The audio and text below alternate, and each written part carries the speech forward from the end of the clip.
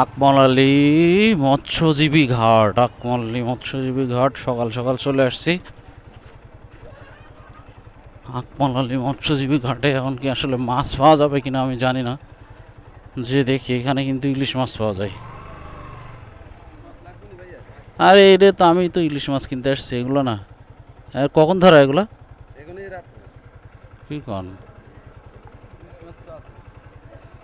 হুম, কোথায় কোথায়? ওই পাশে পাওয়া যাবে? এখন নগদ ধরছে এরকম পাওয়া যাবে না? দেখি দেখি, ইলিশ মাছ কিনতে আসলাম, ও অন্য মাছ দেখা দিচ্ছে আমার।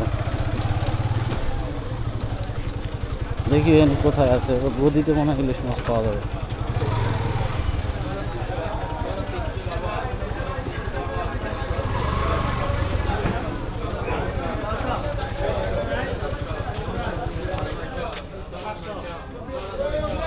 হ্যাঁ?